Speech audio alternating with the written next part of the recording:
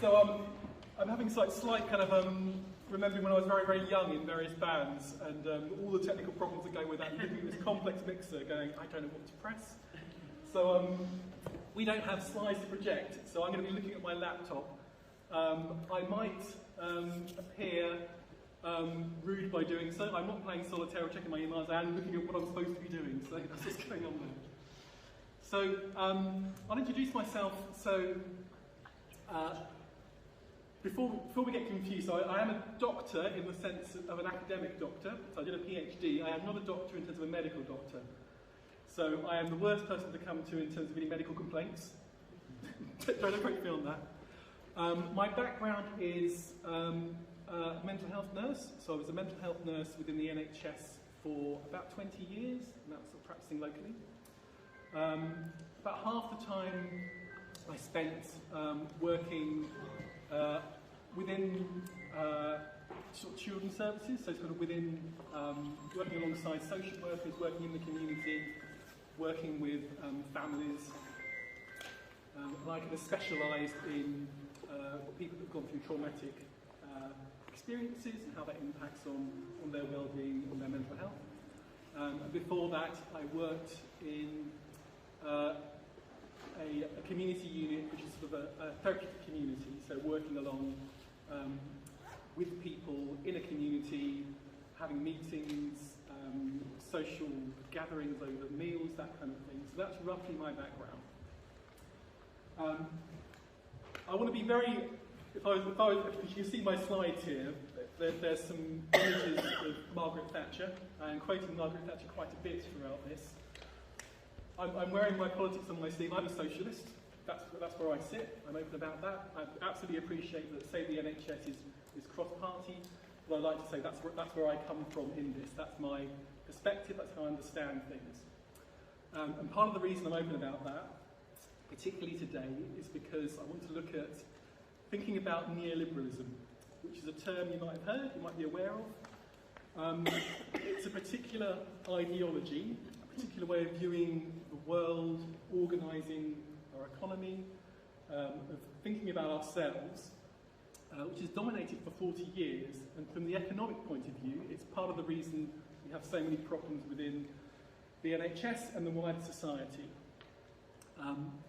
I'm not going to step on Dr. Bob's toes here by talking about the economic side, so my interest has been looking at how the ideas around this particular ideology, which today we tend to call it just kind of common sense these days, and the media is presented as being just how things are, but actually it's got a history, and it could be different.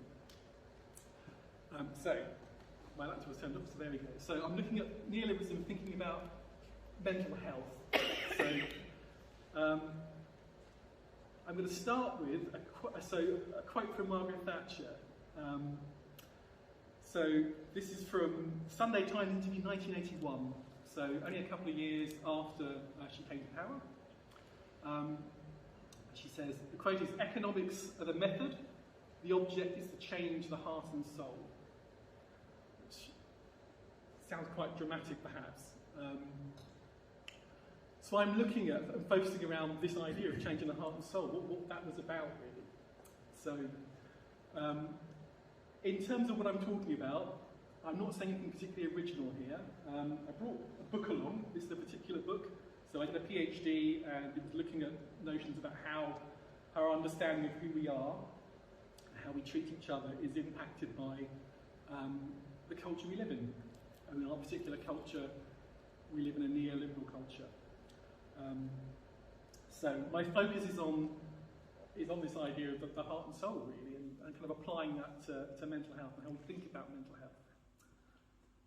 So so I'm kind of telling you a story. This is sort of, is it Max Bygraves? I want to tell you a story. I'll give you that background. So I'm telling you a bit of a story about that. So I'm going to start with kind of a bit of an introduction about what is neoliberalism, because it's kind of everywhere, but it's not really referred to very much in terms of our common language. So I'm going to try and describe that and give you a bit of a history, a very brief history. I'm not a historian. If there's any historians in the audience, I apologise if it's in terms of how I present this. I'm That's my plan. So, in terms of what I say here, so I'm a mental health nurse. I now lecture in mental health nursing at university. What I'm presenting here, these are very much my views and my take on things. I said I'm a socialist. I use particular theorists. They help me understand what it is to be a mental health nurse and what it is to be someone given a diagnosis or given a label around mental illness. As far as I'm concerned, when I talk about different treatments people have, they might receive, I'm not here to tell you what you should and shouldn't be doing in terms of those treatments. I'm not here to say that you should be just using mental health treatment. There's all sorts of things that help us get through this world, that helps us get through the night. You might have political beliefs, you might have responsibilities, you might have spiritual beliefs. So I'm not here to prescribe anything in that sense, just trying to give you a sense of how our notion of kind of who we are has shifted and changed over the past 40 years, and how that's kind of reflected in how services are structured. So I'm kind of assuming we're all on the same page in terms of we're all here for, say, the NHS. We're aware of the fact that mental health services are in I would say, a dire state at the moment. We need more investment across the board. I'm also kind of assuming that we're aware of the fact that what goes on out there in the wider world in terms of things like unemployment, insecure employment, poverty, forms of deprivation, these impact on our mental health and our well-being. So I'm talking kind of in quite a broad way here. So I'm kind of assuming that's red. There's plenty of evidence out there that kind of points towards how the fabric, if you like, of society, how when that's eroded, that impacts on our well-being and our mental health, and it increases that sort of is a wave across all people with mental health conditions and what have you. So I'm taking that as kind of red. So what I'm kind of hoping to do, so we need to have more investment in mental health services. What I'm raising here is things that, so we might question some of the things that we might assume about ourselves and about mental health. Just because I don't think it's just a case of wanting to have, say, more CBT talk therapy or more access to medications or what have you. I think it needs to be a bit more quizzical about that. So what is neoliberalism? So I've kind of broken down what it is into, it has a claim. So the claim that neoliberalism has, as an economic theory, is that the most efficient means of achieving wealth and happiness for the greatest number is to free wealth creation, freeing capital, from government-imposed regulation, and to let the unfettered market self-regulate. That's the claim, that this is some kind of theory that will enable and enrich and it's the best way of maximising happiness and well-being all around. I don't know how people think that's working out after 40 years of trickle-down economics, so I don't feel particularly better for it, but there we go. So there's kind of a claim that it has. There's a set of policies and programmes that go with it as well. So you might recognise some of these as I read them out. So thinking about kind of privatisation, so particularly about the NHS privatisation, you sit within that, but other privatisations that have happened.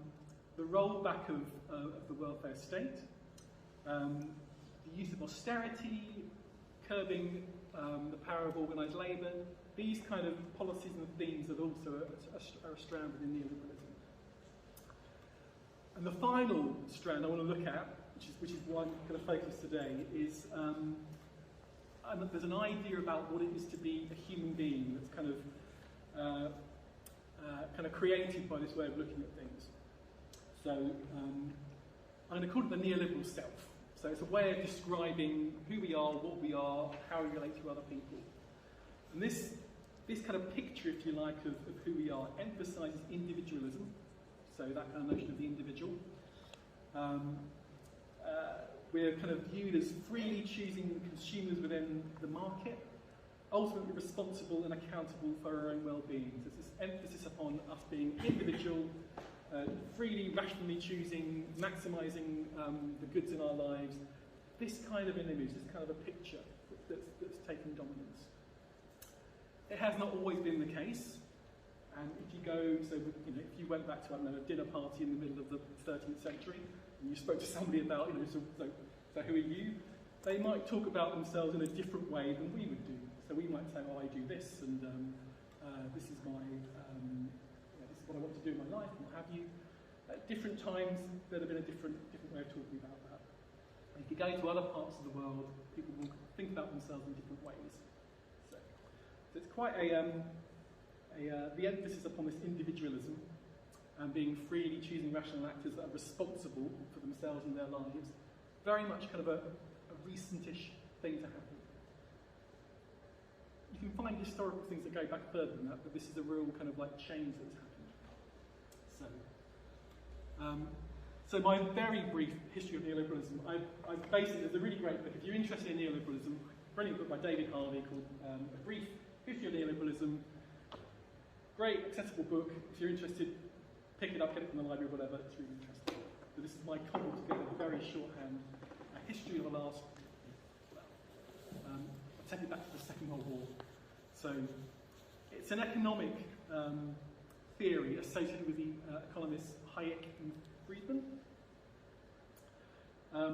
So back in 1944, Hayek, he published a book called The Road to Serfdom, where he is concerned and worried about the idea of government over-involvement in our lives. So he is thinking about communism, he's thinking about Nazism, and he's saying this is a slippery slope to totalitarianism, and we need to not have government interference in our lives. That was his position. It was seen to be an extreme position back then, absolutely. It was like, that's an extremist position to have. But it was a position and a way of thinking about things that was very attractive to wealthy people. The reason being is that Hayek was saying we should have less regulation on business, we should have less taxation. So this is clearly something that kind of, if you're into making money, you're kind of going, I like this idea. I can make more money if this, let's pursue this. So there was investment by rich people in various, you might have heard of kind of think tanks, so various sort of right-wing think tanks, and a push towards putting economists of this kind of way of thinking into universities, particularly Chicago in America. So a big push to kind of like have these ideas and put them in place. So some of these think tanks, the Adam Smith Institute you might have heard of, Institute of Economic Affairs, Centre for Policy Studies. Occasionally these are mentioned on the news these days, and it's just kind of assumed to be this kind of advisory body, but actually they have a very clear agenda. So we have a golden age of capitalism, if you like, between sort of the end of the Second World War up to the 1970s. So there's growth. I'd say this is really about thinking about kind of America and Britain and Europe. Other parts of the world were not doing so great, but there's this idea of this golden age, and we have the established, we established the welfare state. In America, they have it's slightly precedes that they have the New Deal. So these programs about kind of government involving itself in the welfare of us all. It starts to hit the rocks in the 70s. We have mass unemployment. We have inflation. It feels a bit like today, actually. So it kind of hits the rocks in the 70s, and what you have is waiting in the wings is this set of ideas and beliefs around how we should manage things. And it's there at the right time, and it's pushed. So there's kind of, we remember Margaret Thatcher, remember Ronald Reagan in America. They were the ones that really pushed this, but actually it kind of starts at the late 70s. So you have Carter in America, who's I think a Democrat, and you have I've forgotten his name. You have Callahan. That's it, right at the end of the 70s. So they start to introduce some of these ideas, but it runs away in the 80s, basically. And what we see is the transformation. So we see things like privatisation kicking off. We see the curbing of things like the rights to organise around union activity, that kind of stuff. Introducing the market, it's kind of sold to us all as being, this will make you free, and it's sold to us via particular elements of the right-wing press. This is the wonderful thing that will liberate you all, and isn't it great, and hurrah. That's how it's kind of sold to us. Arguably, it's really about transferring wealth into smaller hands. So we hit the 1990s, and we had Clinton in America, we had Blair in the UK, who usually there would be they're supposed to be the other side of the equation, if you like. So in America, you have the Republicans and the Democrats, mostly a two-party system. Clinton basically continues those neoliberal ideas that it's inherited from Reagan, and in a similar way, Blair continues those ideas from Thatcher. So basically, the centre ground becomes neoliberal. There is, to use the expression, there is no alternative. This is what it is. The term neoliberalism is kind of not really used so much within everyday parlance, just becomes the centre. It is ideological, so sometimes you might see people, you might be criticised. I've been criticised as being, you're ideological, you're talking about socialism, and I can go, yeah, I am, but I think actually your position of, that you say you're in the centre, that's ideological as well, but I think everything's ideological. So, we have, a quote from Thatcher, Tony Blair and the New Labour were my greatest achievements. We forced our opponents to change their minds. So this is she's saying, biggest achievement was getting the opposition on board with this way of thinking about the world, thinking about how to organise the world. So in 1997, there's a white paper that New Labour bring in, the new NHS. It speaks about emphasising cost effectiveness, so kind of taking on the idea that we spend too much money on these welfare and we need to go and roll that back. Something called evidence-based practice. I'll come on to that, but there's actually a big sustained investment in the NHS for about 10 years, but at the same time introducing more privatisation into the NHS as well. So it's tricky. So where we are today, you can see the roots of that really kind of going back, particularly with some of the New Labour reforms, despite the investment, and generally this idea that we need to roll back and people need to look after themselves more, and the role of the state is not here to, we're not the nanny state, you're here to look after yourselves, and we're going to liberate you and free you to pursue your interests, and our responsibilities will not be around that. Thank you very much.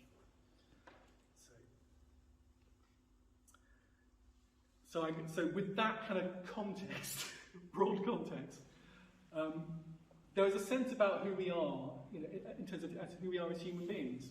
So I mentioned we're seen to be these rationally choosing, responsible people in the world. I sometimes think of Delbo from Only Fools and Horses. It's a great actual caricature of this idea about kind of this neoliberal sense. So he's a wheeler dealer. He's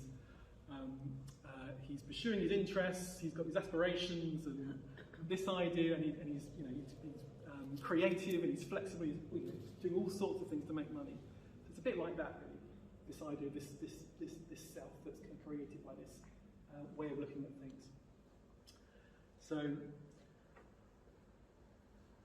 I'm going to read a quote out here. This is from a guy called Nicholas Rose, who talks about this. He said, the self is to be a subject being, so it's about kind of who we are inside ourselves, if you like. That's who we are with this. The focus is on internally into us.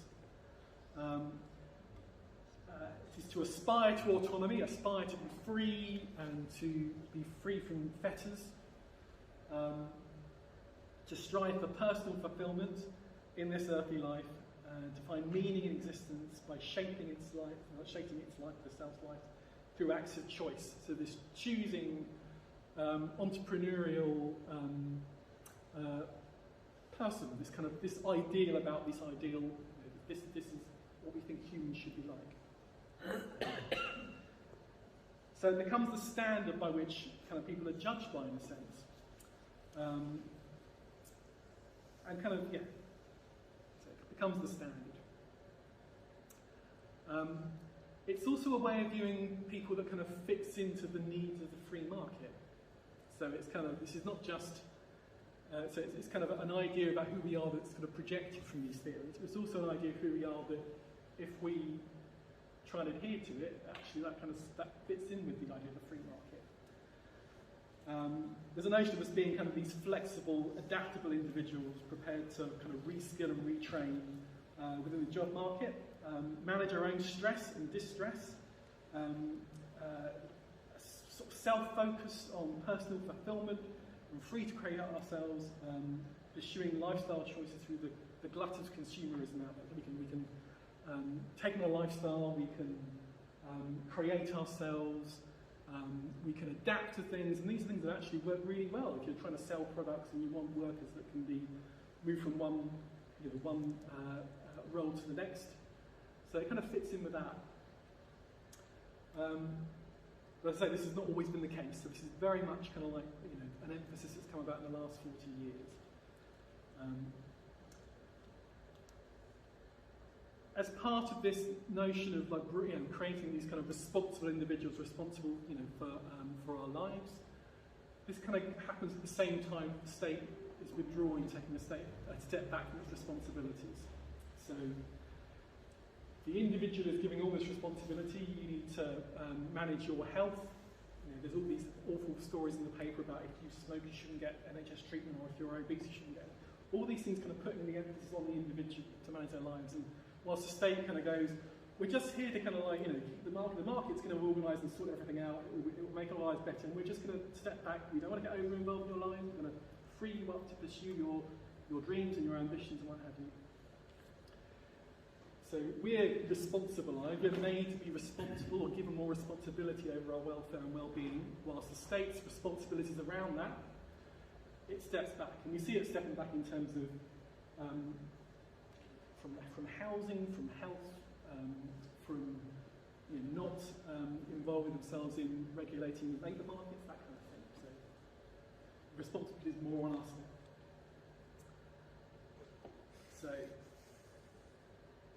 So what does this got to do with mental health? You're probably asking. Good question.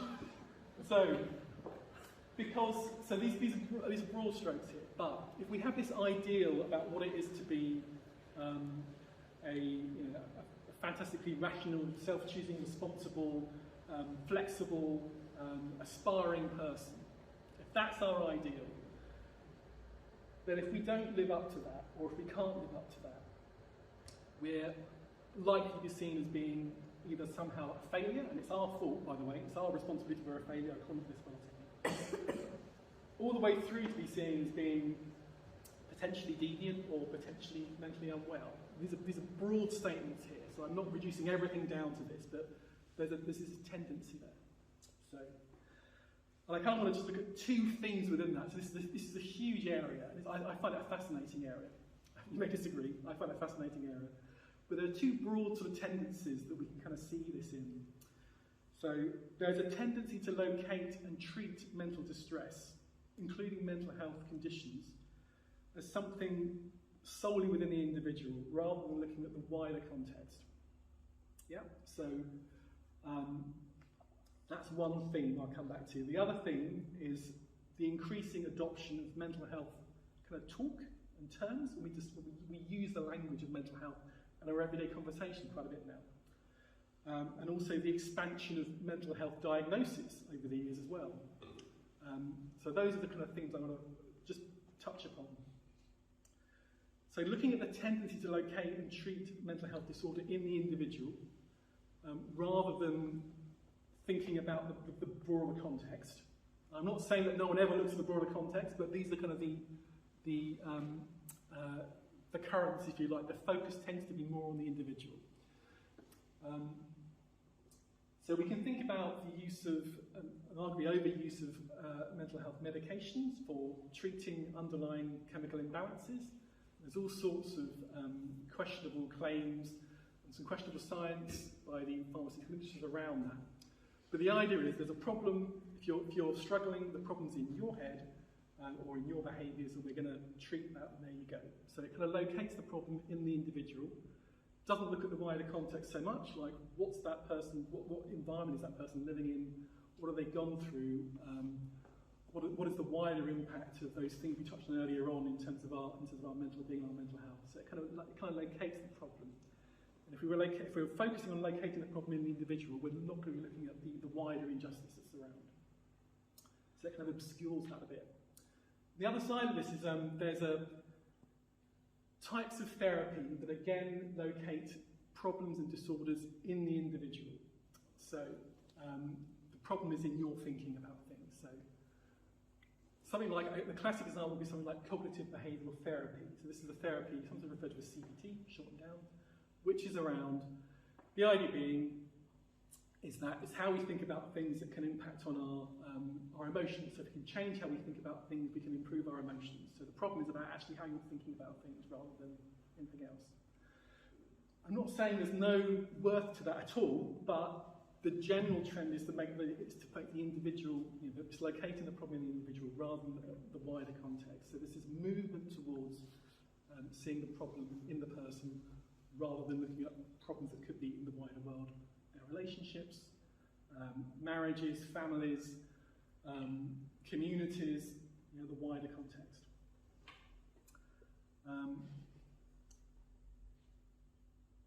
There is a role, I think there is a role for medications at times. I've used medications at times. I've used strategies that I've learned from things like CBT. I'm not saying they're bad or useless or you shouldn't use them, but the problem is when they become so much to the forefront that we forget about the other things, such as our relationships and our communities, and that's where the problem comes from. So I'm not being black and white to say all these things are bad, all these things are good. It's that kind of emphasis. I mentioned back in 1997 the New Labour white paper that had a big thing about evidence-based practice. So evidence-based practice is generally a great thing in medicine. It's to make sure that the treatments that are recommended and used have a really good scientific basis. Yeah. So the gold standard is performing things like what they're called randomised control trials. So you give one in the research, you give one group a particular treatment. The other control group doesn't have any treatment, but they're not aware of that, and you kind of see what's effective and what's not. It's a great, I'm not by any means denigrating or having a go at evidence-based practice, but there is a way in which it can skew and bias things, because we have to ask what is evidence. So, in terms of mental health, historically, if you talk to any mental health nurse, or if you look at kind of even older therapies from, say, the mid-20th century, for all its good and bad, things like psychoanalysis, these are things that talked about relationships, or the importance of relationships. And any mental health nurse will know that if you don't have a relationship with the person you're working with, then you're not going to get off the ground, basically. It's going to be, you need to have that in place. But the problem is it's very hard to kind of evidence the effectiveness of relationships. So there's a whole group of, things like kind of, so I came from working in a therapeutic community background, it's very hard to evidence that for these standards. So even though there's like decades worth of journals working in that area, it doesn't really hit the criteria for evidence-based practice. And we've seen the closing down of lots of therapeutic communities in the NHS. Therapeutic communities, they're all based on relationships and using relationships and thinking about things from that. So we can see how even something that's great with evidence-based practice, when it's misapplied, can end up focusing on more of the technical ways of treating people. So that kind of take this or change that or follow this technical, using medications, using particular therapies that come from a manual that you say if you do this and this and this you will feel better and you can what have you. So it's even evidence-based practice, as good as it is in many aspects of medicine, when it comes down to mental health, it does skew things towards more technical ways of treating people, and less about thinking about relationships. You have to have relationships. How am I doing for time? Shall I speed up very quickly? Yeah. Yeah. Talk fast. So, yeah, we know there's a widespread use of medication to treat chemical imbalances. Talk about that. We talk about expanding talking therapies. We want more talking therapies, but these tend to be the ones that are in that cognitive behavioural therapy way of looking at things. So less focus perhaps on the situation people are in, and more about your way of thinking about this is somehow wrong. I mean, mindfulness is another great example. I think mindfulness is going to be great, but mindfulness is, again, it's about how can the person change the way they're experiencing or thinking about their situation, rather than thinking, what do I need to change about my situation? You know, perhaps my suffering is broader than, it's not just about what I am.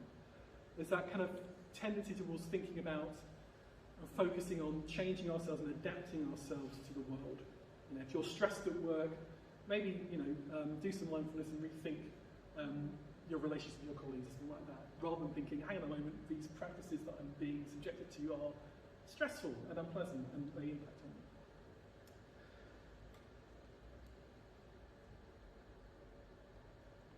So the other theme that kind of comes about with this idea of this neoliberal self, where this ideal,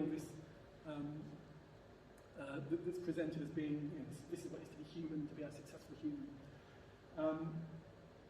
We found that as what it is to be an acceptable human being kind of gets narrower, there's an increasing amount of, if you like, I use the word pathologising, but seeing behaviours that previously were considered to be just part of the spectrum of what we are as human beings becomes seen as being potentially problematic.